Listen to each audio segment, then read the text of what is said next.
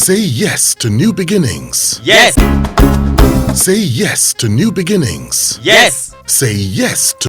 What more does Bob still want from God? What is that thing that God hasn't done for you that you're still expecting him to do for you? Okay, that you see, what I still want from God is the fulfillment of those revelations that have not come to pass, so that people will see, And you see, one of my favorite Bible verses is, "Let your light so shine that the world will see and glorify your Father which is in heaven." He didn't say that you should shine the light. Do you understand? It's that thing which God has given you. Let it radiate. You know, like today, my there's no doubt that I'm one of the best actors out of Africa. Okay, so that's part of the light, the gift that God gave you. That one has been shining. People have seen it. Even my enemy will say, "I don't like Bob Manuel as a person, but man, if as an actor, give it to him." You know, when your critics will say, "I don't like him as a person, but if he comes to acting, man, that guy is good." He says a lot. Okay. I've also come across people who will tell me that, look, or say things like, "Forget Bob Manuel, he's just too full of himself, blah blah blah blah blah." Well, but the guy is good, sharp.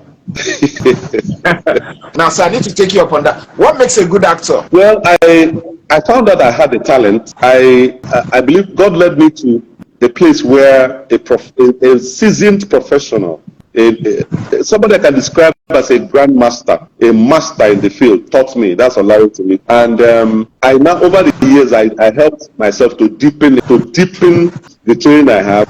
And of course, I still keep training myself. And I've gotten critical acclaim from all over, including AMA Award, giving me a Lifetime Achievement Award in one of the editions that happened in Bayelsa State. I think it was 2013, either 2013 or 2014. So there's no doubt in my mind that I'm a good actor. It's just like asking Okocha, "Are you a good footballer?" So anybody who wants to be a good actor, what must the person do? First of all, you need to get professionally trained. Okay. Get professionally trained. Read wide, and because again, you become an icon of sorts. Let me tell you, part of my secret in terms of you would know I was born and brought up in the heart of Igbo land, Enugu. That's because of the way I speak. And how did I get that? Somehow, again, God led me while I was in university. In year 2, I went to Department of Linguistics and took an electives on phonetics and phonology. There again, I was taught by a legendary linguistics teacher, a woman from Britain that came to Nigeria before independence. Her name is Professor K. Williamson. People can Google it. She lived in Nigeria, died in Nigeria, and was buried as a chief in I think, Calabari Kingdom. Professor K. Williams, British, came to Nigeria when she was like in her 20s and died as an old woman in Rivers State and was buried there with full chieftaincy honors. Her name is K. Williamson. She taught me phonetics and phonology. That was what changed this Igbo thick accent that people are carrying all over the place and making noise. Again, I try to communicate in international language. I see myself as a global citizen. The first time I went to America, by the time the immigration people were talking to me, Customs and Immigration of America, the young man there, it was on a Saturday. This was like 2002 or thereabout, or 2001. First time I went to America. At some point, the man said, "Did you school in the UK?" I said, why are you asking? He said, you speak like you schooled in the UK. I said, but all my records are there before you. I never schooled anywhere. All my schooling was in Nigeria. He said, "Oh my God, but you speak so well like you trained in the UK." These things can come out now, and I'll boldly say them because I worked hard and I still keep working hard to make sure that I communicate in the language that internationally people can understand. So you work on yourself. You work on yourself. You take standing. Then you now come to the Igbo language, which is my native tongue. You know, I'm a title chief. 4 titles for now. Latest one being in December last year by a town called Otulu in Oru West, local government of Imo State. They gave me the title of Otulu Gowan of Otulu Kingdom. No, at 60, I should be able to say my mind. There are some things you just keep quiet and all that.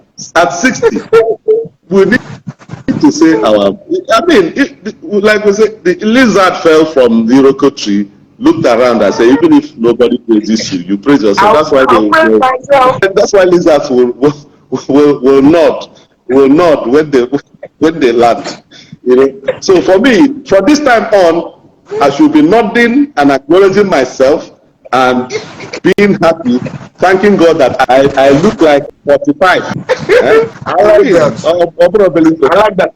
I need you to tell me a singular event that turned around your life. One event that changed, altered your life trajectory. The one that can really come to mind now was when I had my first baby, my daughter. Okay. You know, what happened especially? Because that morning, very early that morning, my wife went into labor.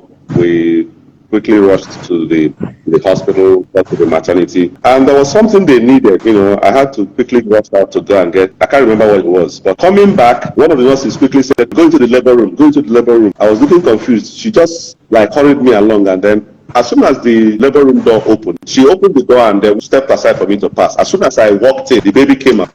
The matron, the older woman, the matron there, carried the baby, swaddled her up in blankets and all that, cleaned the baby up, swing the baby on my hands.